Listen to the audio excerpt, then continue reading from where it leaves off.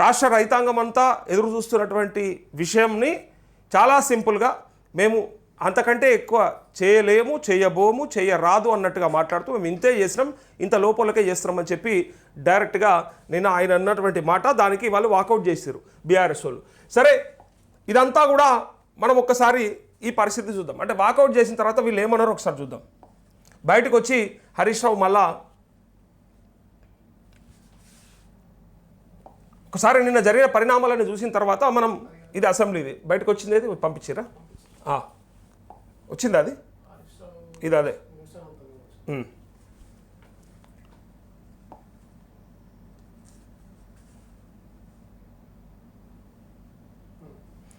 ఇది బయటకు వచ్చి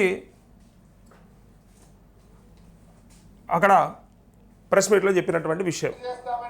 అసెంబ్లీలో శాసనసభలో బట్టి విక్రమార్క గారు చెప్పారు. మీడియా పాయింట్ దగ్గర పబ్లిక్ మీటింగుల్లో దేవుళ్ళ మీద ఒట్టు పెట్టి రేవంత్ రెడ్డి గారు చెప్పారు. కానీ ఈరోజు దారుణంగా రాష్ట్ర శాసనసభలో రుణమాఫీ అయిపోయింది, 2 లక్షల పైన చేయము అని చెప్పి ఇవాళ వ్యవసాయ శాఖ మంత్రి చెప్తున్నారు. ఎట్టి పరిస్థితుల్లో ఈ ప్రభుత్వాన్ని వదిలిపెట్టము. 2 లక్షల పైన ఉన్న వాళ్లకు మీరు చెప్పిన మాట ప్రకారంగా ఈ రాష్ట్రంలో ప్రతి రైతుకు రుణమాఫీ అయ్యేదాకా బీఆర్ఎస్ పార్టీ ఈ కాంగ్రెస్ ప్రభుత్వాన్ని, రేవంత్ రెడ్డిని నిలదీస్తూనే ఉంటుంది. విన్నారు కదా. సో వాళ్ళేం వదిలిపెట్టలేదు, మనం కూడా ఏం వదిలిపెట్టాం, మీరు కూడా అసలుకే వదిలిపెట్టరు, అది నాకు తెలుసు. అయితే నిన్న శాసనసభ సాక్షిగా మంత్రి చెప్పినటువంటి మాట బయటకు వచ్చి మీడియా పాయింట్ వేదికగా ఈ 2 లక్షల కంటే పైన వాళ్ళకి మీ నోటి నుంచి దేవుళ్ళ సాక్షిగా ఎక్కడ పోతే అక్కడ ప్రతి దేవుడి మీద ఒట్టు పెట్టిన మీరు చివరికి ఎలా మేము చెప్పలేదు, చేయలేము, చేయరాదు అన్నట్టుగా మాట్లాడడం చూస్తే హరీష్ రావు అంటున్నటువంటి మాట, బీఆర్ఎస్ పార్టీ తరపున మేము ఖచ్చితంగా పోరాటం చేస్తాం, ఇంకా ప్రయత్నం చేస్తాం, ఎట్టి పరిస్థితులు అది చేసేదాకా మాత్రం వదిలిపెట్టాం ఈ ప్రభుత్వాన్ని డైరెక్ట్గా మాజీ మంత్రి హరీష్ రావు చెప్తా ఉన్నాడు.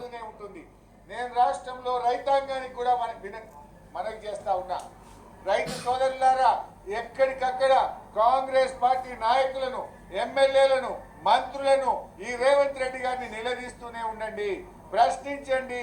ఆ రోజు ఏం చెప్పారు, అసెంబ్లీలో ఏం చెప్పారు, దేవుళ్ళ మీద ఒట్లు పెట్టి ఏం చెప్పారు, ఇవాళ రుణమాఫీ అయిపోయిందని చెప్పి చేతులెత్తితే ఈ కాంగ్రెస్ ప్రభుత్వాన్ని వదిలిపెట్టే ప్రశ్న లేదు.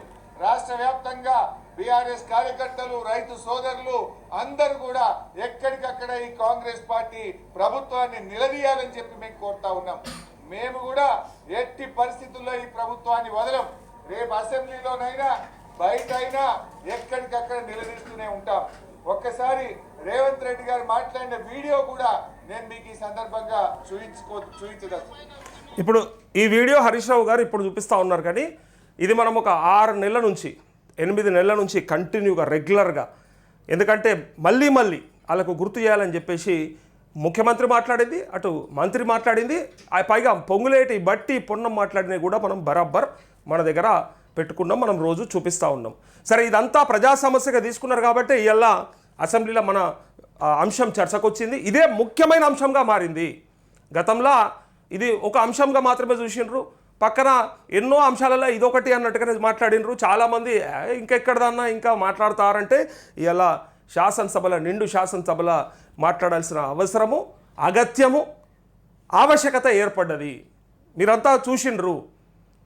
ఇదంతా ఇప్పుడు కాలేదు కాదు, ప్రయత్నం నడుస్తూనే ఉన్నది. అయితే ఇంతదాకా ఎందుకు వచ్చింది? ఇలా ఒక్క ఆ అంశం మీదనే, ఈ రాష్ట్రంలో ఉన్న ఇన్ని సమస్యలల్లా ఆ ఒక్క అంశం మీదనే ఇలా బీఆర్ఎస్ పార్టీ అసెంబ్లీ సాక్షిగా వాకౌట్ చేసింది, అసెంబ్లీ నుంచి వాకౌట్ చేసింది.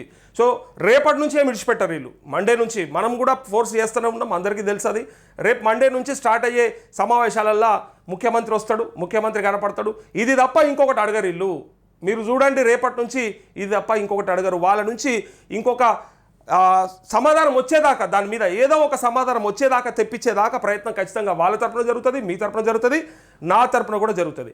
అయితే ఇక్కడ చూడండి, చాలామంది ఇంకేమున్నదన్నా శాసనసభలోనే కదా డైరెక్ట్గా నిండు సభల మంత్రి అఫీషియల్గా చెప్పేసిన తర్వాత ఇంకెక్కడ జరుగుతుందన్నా అంటే, ఒకసారి మీరు గుర్తుపెట్టుకోండి, ప్రధానమంత్రి నరేంద్ర మోదీ ఈ దేశ రైతాంగానికి అందరికీ కూడా ఇట్లా చేతులెత్తి తల వంచి మరి నమస్కరించి ఆ 3 నల్ల రైతు చట్టాలని వాపస్ తీసుకోవడం జరిగింది. ఇదంతా కూడా మీరే చూసిరు. దానికి సాక్షి ఈ దేశ రైతులు. సో కేంద్ర ప్రభుత్వం తెచ్చినటువంటి ఆ 3 చట్టాలని పార్లమెంటు సాక్షిగా చేసినటువంటి చట్టాలకే దిక్కు దివానం లేదు. వాటినే వెనక్కి తీసుకోవాల్సిన పరిస్థితిని ఈ దేశ రైతాంగం కల్పించింది. నెలల పాటు కుటుంబాలను వదిలేసి రోడ్ల మీద ఆ రైతులంతా కూడా ప్రాణ త్యాగం చేసిన రైతులు చాలామంది ఉన్నారు. వాళ్ళందరి ప్రాణ త్యాగం ఫలితంగా మనకు లభించిందే వాటి నుంచి విముక్తి. ఆ 3 మనకు వ్యతిరేకమైనటువంటి చట్టాలని చెప్పి ఈ దేశ రైతాంగం అంతా ఎట్లయితే పోరాటం చేసిందో, ఇలా వీళ్ళు తీసుకున్నటువంటి నిర్ణయం మేము చేయలేము అని నిస్సిగ్గుగా డైరెక్ట్గా, అది చేతగానితనమా లేకపోతే నిర్లక్ష్య ధోరణ లేకపోతే చేయలేని నిస్సహాయతన నాకు అర్థమవుతలేదు. కానీ ఇంత ప్రేమ లేకుండా, ఇంత రైతుల పక్షాన కనీసం ఒక్కసారన్న ఆలోచన లేకుండా, మరి వాళ్ళ నియోజకవర్గాలలో కూడా కంప్లీట్ కాకపోయినటువంటి ఈ రుణమాఫీ అంశాన్ని శాసనసభలో ఇంకా అయిపోయింది లేదు కాదు అని చెప్పి ఇట్లా మాట్లాడడం అనేది మేము ఇదే ఎక్స్పెక్ట్ చేసాం. ఒకప్పుడు బాధ ఉండేది, అరే నాకెందుకు రాలేదు మాఫీ అని. తర్వాత కోపం వచ్చింది, అరే ఎవడు రాబాయ్ వాడు మా పైసలు మాకు ఇవ్వడానికి, వాడు ఎవడు రాబాయ్ ఏమవుతుంది అసలు ఎందుకు అయిపోయిందని అనుకునే పరిస్థితి కాడికి వెళ్ళి ఇలా నవ్వొస్తోంది, జాలేస్తోంది. ఇలా చూస్తూ ఉంటే, వీళ్ళు మాట్లాడే మాటలు చూస్తూ ఉంటే మేము గంతే చెప్పినాం ఆడికే చేస్తామని చెప్తే జాలేస్తూ ఉంది వీళ్ళని చూస్తే. ఇగో 2 లక్షల పైన రుణమా ఉన్నవాళ్ళు 2 లక్షల పైన ఉన్న రుణాన్ని మీరు బ్యాంకులో చెల్లించండి. మీరు చెల్లించిన మరుక్షణం ఆ 2 లక్షల రూపాయలను కూడా మీ ఖాతాలో వేసే బాధ్యత మా ప్రభుత్వం తీసుకుంటుందని చెప్పి నేను ఆ రైతాంగానికి తెలియజేస్తున్నా. రేవంత్ రెడ్డి గారు 2 లక్షల పైన రుణం ఉన్న వాళ్ళు మీరు వెళ్ళి ఆ పైన ఉన్న రుణాన్ని బ్యాంకులో చెల్లించండి. మీరు చెల్లించిన మరుక్షణం ఆ రుణమాఫీ చేసే బాధ్యత నేను తీసుకుంటా అన్నాడు. నేను అడుగుతా ఉన్నా రేవంత్ రెడ్డి, ఏమైంది నీ బాధ్యత? ఓకే, వీళ్ళు ప్రతిపక్షాలు బ్రహ్మాండంగా మాట్లాడుతూ ఉన్నాయి, బ్రహ్మాండంగా అడుగుతూ ఉన్నారు.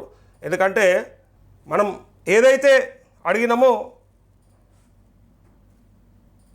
మనం ఏదైతే కోరుకున్నామో ఉన్నది ఉన్నట్టుగా మనం బయట మాట్లాడుతున్నట్టుగానే వాళ్ళు అసెంబ్లీ సాక్షిగా అసెంబ్లీలో పక్కాగా మన ప్రశ్నలు మన అనుమానాలు మనకున్న ఏవైతే ఆందోళన ఉండేనో అది బరాబర్ అడిగిరాలు. అడగడంలో ఏమాత్రం వైఫల్యం లేదు. ఇక ప్రతిపక్షాలు అడగడంలో ఎక్కడ కూడా ఏమాత్రం వైఫల్యం లేదు. ఖాతాలు మా దగ్గర ఉన్నాయి 31,000 ఆ డబ్బు రుణాలు ఉన్నటువంటి రైతులకి మేము అతి త్వరలోనే కేబినెట్ లో నిర్ణయించడం జరుగుద్ది. రుణాలు ఉన్నటువంటి రైతులకి మేము అతి త్వరలోనే మాకు అవసరం ఉంది అని చెప్పి మేము చెప్పాము. 2 లక్షల పై